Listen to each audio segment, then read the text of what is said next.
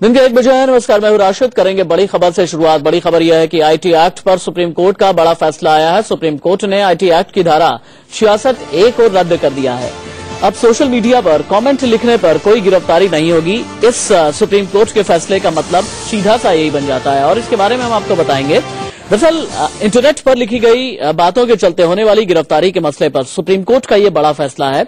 आज फैसला सुनाते हुए सुप्रीम कोर्ट ने सोशल मीडिया कानून से जुड़ी सूचना टेक्नोलॉजी एक्ट की धारा 66(a) को खत्म कर दिया।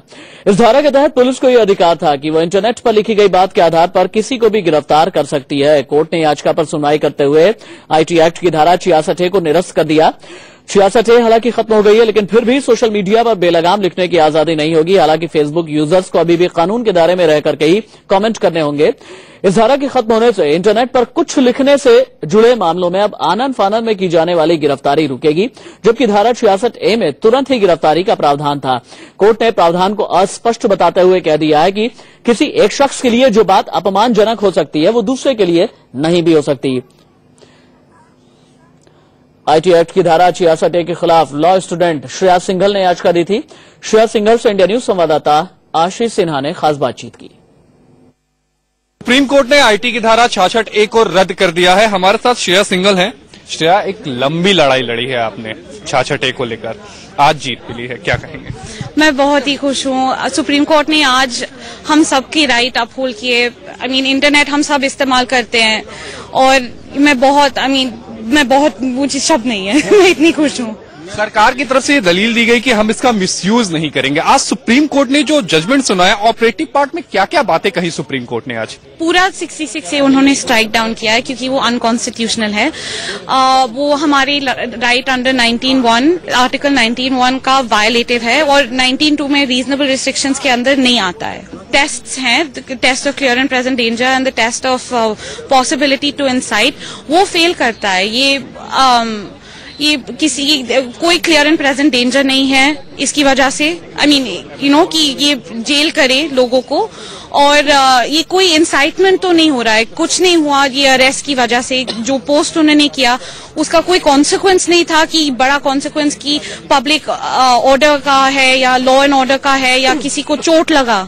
जो ही चोट लगा वो शहीन डांडा के अंकल की मेडिकल प्रैक्टिस को उन्होंने क्या वैंडलाइज किया।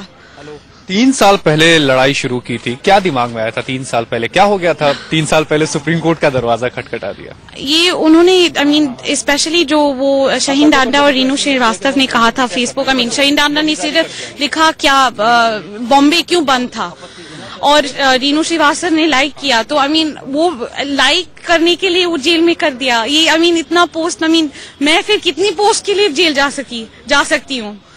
मेरे दोस्तों को जेल कर सकते थे, इसीलिए मैंने किया। आखिरी सवाल लूंगा, इस फैसले का मतलब क्या हुआ? आम लोग इस फैसले को लेकर क्या समझेंगे? क्या मतलब आईटी की धारा 66(a) को रद्द कर दिया, इसका मतलब क्या हुआ? आई थिंक लोगों को शायद थोड़ा डर था पोस्ट करने के लिए। अब तो पर लोगों ने पोस्ट किया। ये 3 साल में कितने अरेस्ट हुए, तो लोगों ने पोस्ट किया, ये नहीं कि वो डर रहे थे। पर आई थिंक अब तो कोई डर तो नहीं है। हाँ, ये थी श्रेया सिंघल जिनका कहना था कि जो डर था ऑनलाइन कमेंट को लेकर वो फिलहाल दूर हो गया है। कैमरामैन प्रदीप के साथ Ashish Sinha, India News, Delhi. IT act की जिस धारा 66(a) को सुप्रीम कोर्ट ने रद्द कर दिया है, उसी धारा के आधार पर मुंबई में 2 लड़कियों और बरेली में 1 लड़के को गिरफ्तार किया गया था। इस धारा के खत्म होने पर इन लोगों का क्या कहना है, आप भी सुनिए। आज तो मैं बहुत खुश फील कर रही हूँ कि मुझे ऐसा लग रहा है कि 2 साल के बाद जस्टिस मिला है हमें, तो बहुत खुश फील कर रही हूँ आज। नहीं, ये फेसबुक में खेलने वालों की जीत तो नहीं है। जो अगर कुछ गलत हो रहा है और उसके अगेंस्ट अगर कोई आवाज उठा रहा है, उसकी जीत है। इसलिए बहुत ज्यादा खुश हूँ। मैं सुप्रीम कोर्ट का आभारी हूँ कि हटा दी गई है। इससे मेरे दिमागी टेंशन बहुत थी और मैं बहुत ज्यादा परेशान था कि इसकी सजा सुनने के बाद 66(a) में ये सजा है, इससे मैं बहुत ज्यादा परेशान था।